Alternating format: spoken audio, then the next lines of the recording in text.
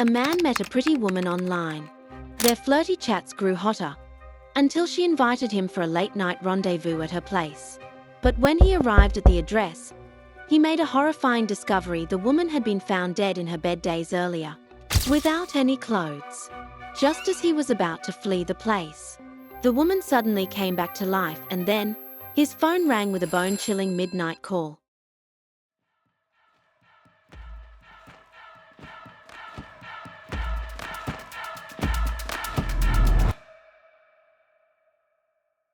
In October 2008, the National Day holiday had just ended, and Yang, a man living in Handan, found himself in what seemed like a steamy romantic encounter. Just days earlier, he'd met an online flirt named Pretty Lady. Their chats grew hotter until she invited him over for some private date. Thrilled by the unexpected offer, Yang couldn't resist. On October 12th, the day of their rendezvous, he wrapped up work early, spruced himself up, and arrived at her address whistling a tune. Earlier, Pretty Lady had told Yang she lived in Unit 1, Building 4, Apartment 401. But when he arrived, he found the door sealed with police tape. Yang turned on his phone's flashlight. The tape was dated just the day before. He double-checked the address. No mistake. A chill crept down his spine, but he swallowed his fear and knocked. No answer. He knocked again, harder this time. Silence. Just as Yang was going to knock again, the neighbor across the hall suddenly opened their door. "Who are you looking for?" the neighbor asked. "I'm here for the person in 401, Yang replied. The neighbor's face turned pale. "Your friend was killed days ago," he said slowly. "Can't you see the police tape?" Yang froze. Without another word, he bolted downstairs. But the moment he reached the courtyard, his phone rang. The caller ID flashed Pretty Lady. Yang's hands trembled as he answered the call. A soft voice asked, "Did you make it here yet? You passed away days ago." Yang stammered, "Why are you calling me?" The woman sounded annoyed. "You must have the wrong apartment." Then the line went dead. Though freed from Pretty Lady, that ghostly call left him shaken. Yang immediately sprinted toward the exit, until a patrolling security guard spotted him. The guard, suspicious of his behavior, questioned him. Upon learning Yang was there to visit the crime scene, apartment 401, the guard escorted him to the security office and called the police. The officers quickly brought Yang in for questioning. After hearing his story, they ruled him out as a suspect. But one chilling detail emerged. Someone had used the victim's phone to lure Yang. That person was likely the killer. So what really happened in apartment 401 before Yang arrived? Let us rewind one day earlier. While Yang was busy chatting online with Pretty Lady, the Handan police were fully engaged in a case.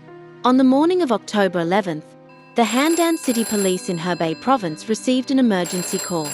The caller reported on the phone that her cousin Hua Jingwen had been unreachable for several days. When she contacted several relatives and went to Hua's home, they shockingly discovered Hua was placed in the gap between the bed and mattress beneath the quilt, without any clothes. Faced with this scene, they were utterly terrified and immediately called the police. The police quickly arrived at the crime scene. Upon arriving, the police further discovered that her hands were also tied up. Forensic experts then conducted an examination of Hua's body. The report showed the victim was 34 years old, and the exact time of death was October 2nd. The cause of death was asphyxiation. In other words, she had been strangled to death. Since there were no defensive wounds and no signs of struggle at the crime scene, the police deduced that the criminal was likely an acquaintance of the victim. At the same time, based on bloodstains found on the floor, the police determined that the bedroom where the body was discovered was not the primary scene. The criminal had likely killed her elsewhere before moving her body to the bedroom. Considering the physical strength to accomplish this alone, investigators concluded the killer was most probably male. To track down the killer as soon as possible, the police began reviewing surveillance footage from around the neighborhood. Unfortunately, even after scouring a full month's worth of security tapes, they found no trace of any suspicious individuals. The breakthrough finally came late on October 12th, when Handan police received a call from a security guard in Hua's complex. He reported a suspicious man asking for directions to apartment 401, providing investigators with their first major lead in the case. During subsequent interrogations of Yang, police retrieved and analyzed all chat records between him and Pretty Lady. The investigation revealed a critical detail. Their online acquaintance had lasted merely 5 days. Forensic confirmation showed Hua had already been killed before their first contact. While reviewing their chat records, the police recalled that during the initial crime scene investigation, investigators had checked Hua's desktop computer, only to discover the computer tower had been removed. This led investigators to conclude the killer had likely assumed Hua's identity to chat with men online and lure them to the scene in order to frame someone else. Since the killer had contacted Yang online and via phone calls, could the victim's call records contain crucial leads? Acting on this hunch, investigators immediately pulled up Hua's call logs from 3 days before and after her death. A revealing pattern emerged. She had multiple calls with a woman named Tong. Police swiftly located Tong and brought her in for questioning. Tong explained that she and Hua were close friends. They often met up for outings or meals. But 4 days after Hua's death, she received messages from her. When Tong tried calling back, no one ever answered. Later, Hua even texted, claiming she was traveling for medical treatment. Tong noticed glaring inconsistencies. Recent texts were unnaturally formal, like an essay. Before that, Hua's messages had frequent typos. This confirmed police suspicions. The killer had been using the victim's phone to contact people. So who was this person messaging Tong? And how did they know she was Hua's close friend? Just as investigators hit a dead end, something even more bizarre occurred. Hua seemingly came back. As one team of investigators traced Hua's call records, another made a chilling discovery. Every last cent had been withdrawn from her bank account via ATM.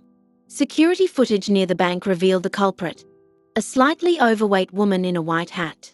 But the real horror came when police zoomed in. The woman bore an uncanny resemblance to Hua, even wearing the exact same outfit seen in photos at the victim's home. Police immediately reviewed all surveillance footage near the bank and discovered the woman withdrew the cash, then deliberately cycled through multiple main roads before ultimately disappearing into a monitor-free alleyway. Officers analyzing Hua's call records made a critical breakthrough. A suspicious phone number starting with 139 had only been activated days before her death, and it made exactly 8 calls, all to Hua. And it was deactivated immediately after her death. This pattern screamed premeditation. The killer likely used this burner number to lure the victim and monitor her movements. Evidence now pointed to a chilling conclusion. The number holder was actually the killer. However, when police attempted to retrieve the registered user information of this phone number, they discovered all the registration details were falsified. Consequently, investigators were unable to use this number to immediately identify the suspect's true identity. Nevertheless, for the Handan police at this stage, the emergence of the 139 number was undoubtedly a major breakthrough. Expanding their investigation, they analyzed Hua's call records dating back to January 2008, meticulously cross-referencing every incoming and outgoing call. The critical lead came when reviewing August 2008 records. A 132-numbered mobile phone had maintained frequent contact with Hua for an entire month. Its calling patterns eerily mirrored the 139 number. Even the call times were nearly identical. Further investigation revealed the number was registered to a 35-year-old woman named Mei, whose appearance and build bore a striking resemblance to Hua. This discovery led police to suspect Mei was the woman captured on bank surveillance. The police promptly tracked down Mei's home address. Upon arriving at her residence, officers immediately conducted a search. Investigators soon discovered something in Mei's bedroom. The victim was missing computer tower, her cell phone, wallet, and other personal belongings. Mei was then taken into custody for interrogation. However, what surprised investigators was, during the interrogation, Mei remained completely silent to all questions. Her face periodically displayed a resolute, almost defiant expression, as if desperately protecting someone else. Seasoned detectives gradually realized The complexity of the crime exceeded what May could have accomplished alone. Her obstinate silence likely served to shield the real perpetrator. The evidence suggested May shared some form of connection with the unidentified male suspect. In order to track down the killer as quickly as possible, the police conducted a thorough investigation into May's social connections. During their neighborhood inquiries, investigators soon learned that a man named Yang Hongjie frequently stayed overnight at May's residence. After running a basic background check on Yang Hongjie, they unexpectedly discovered he was actually a married man with children. This revelation led police to realize they might be able to use this angle to break through. Returning to the interrogation room, police confronted Mai directly. "Do you know Yang Hongjie?" When she gave evasive answers, investigators dropped the bombshell. "He has a wife and children."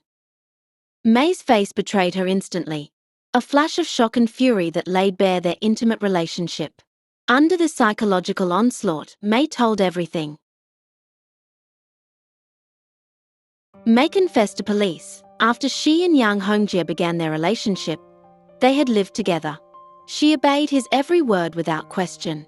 So when he came home one day and admitted he had killed someone in a fit of rage over unpaid debts, May's first instinct wasn't to urge him to surrender, but to help her lover cover up the crime. Under Yang Hongjie's direction, May carried out a series of actions. Before the crime, Yang Hongjie, claiming work demands, had May obtain a burner phone under a fake identity. After the crime, he asked her to wipe digital traces. Access was computer, delete all chat logs, stage the scene and clean the apartment. Assume the victim's identity online. Log into Hua's QQ and chat with male contacts using scripted lines.